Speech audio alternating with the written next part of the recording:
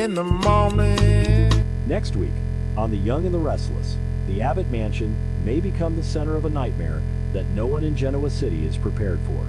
After everything that has already happened, Kyle Abbott and Diane Jenkins Abbott will return home expecting tension, confusion, and perhaps another difficult conversation with Jack.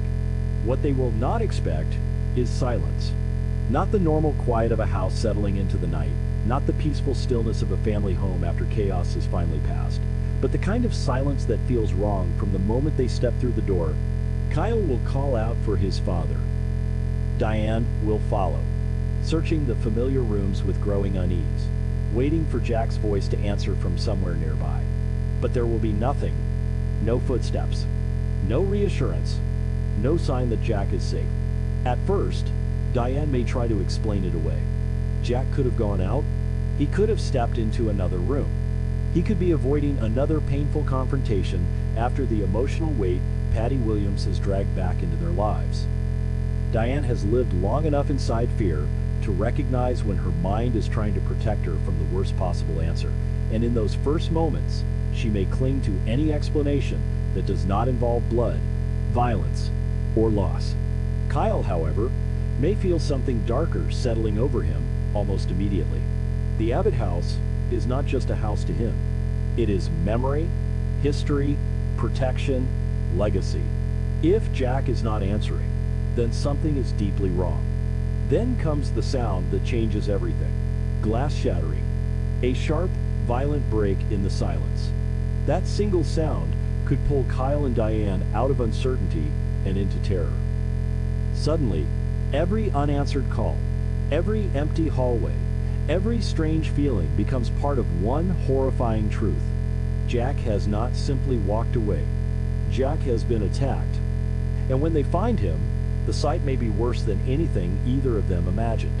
Jack Abbott, the man who has held his family together through betrayal, grief, corporate war, and personal heartbreak, will be lying in a scene of blood and panic. Patty's attack will have left him gravely wounded, bleeding heavily, and fighting for his life. The Abbott mansion, usually a symbol of strength and tradition, may become almost unrecognizable in that moment. The place where Jack once stood as the steady center of his family will now be the place where Kyle and Diane are forced to face the possibility that he may not survive. For Kyle, the shock will cut deeper than fear alone. He has had complicated moments with Jack, moments of anger, distance, pride, and misunderstanding. But beneath all of that, Jack is still his father.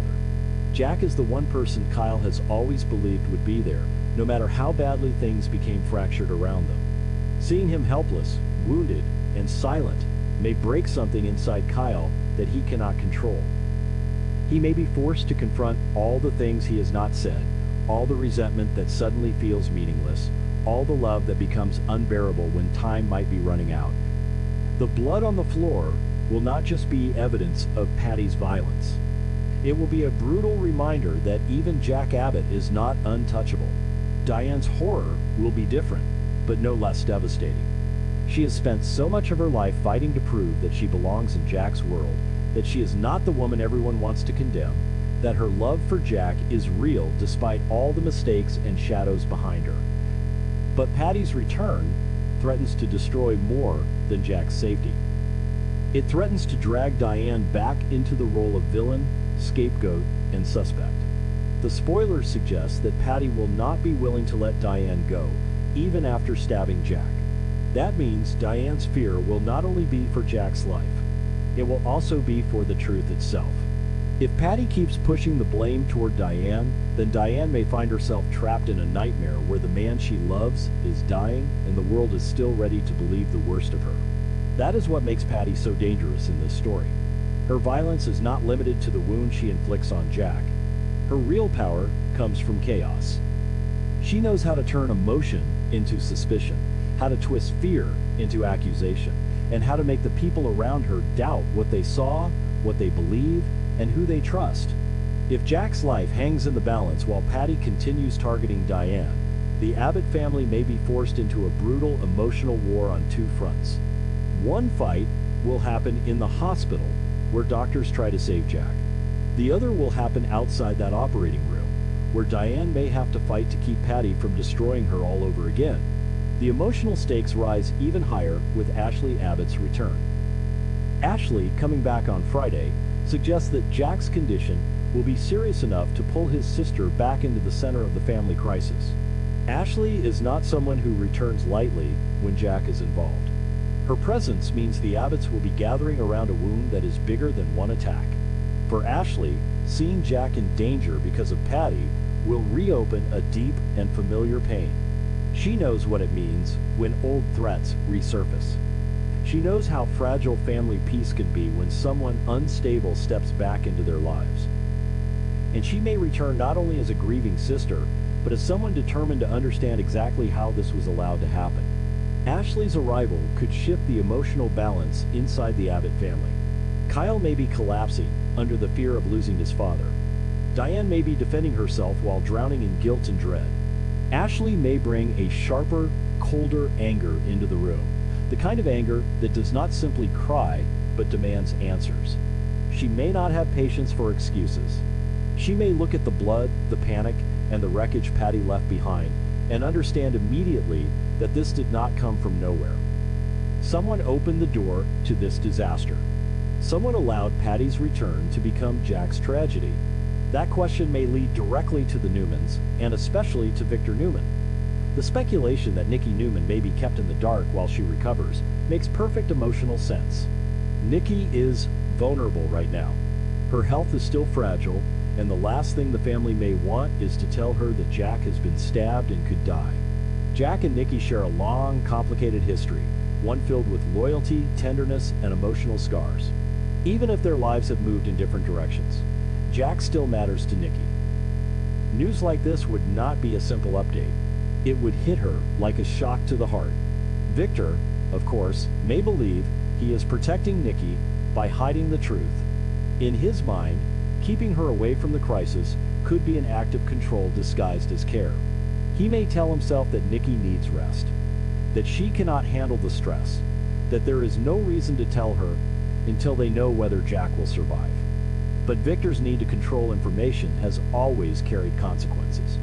And if Nikki later discovers that Jack was fighting for his life, while everyone around her decided she did not deserve to know, her pain may turn very quickly into fury. That fury could be aimed directly at Victor, because in Nikki's eyes, he may be the reason this nightmare began. If Patty returned to Genoa City because of Victor's actions, then Nikki may see Jack's blood as part of a chain reaction Victor set in motion. Whether Victor intended for Jack to be hurt or not may not matter in the emotional aftermath. Intentions mean very little when someone is lying in a hospital bed, bleeding because of a threat that should never have been brought back into their lives. Nikki may be forced to confront a painful truth about Victor. His schemes often reach far beyond their intended targets, and innocent people often pay the price. This could create a powerful emotional collision between Nikki's love for Victor and her loyalty to Jack. She may understand Victor's desire to protect the people he cares about because she has lived beside that side of him for years. But understanding him does not mean forgiving him. If Jack nearly dies because Victor's decisions place Patty back in orbit, Nikki may no longer be able to excuse the damage as strategy, power, or Newman's survival. She may look at Victor and see not a protector, but the man whose arrogance helped create a tragedy. And that is where the story becomes more than just a medical emergency. Jack's stabbing could force every character connected to him to face the consequences of old choices. Kyle will have to face the terror of losing his father before everything between them is healed. Diane will have to face the possibility that Patty's accusations may once again put her love and her freedom at risk. Ashley will return to a family crisis that may demand both grief and vengeance. Nikki may be protected from the truth only to become more devastated when she finally learns it. And Victor may find himself blamed not for holding the knife, but for opening the door to the person who did.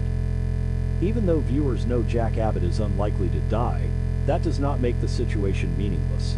In soap drama, survival is not the same as escape.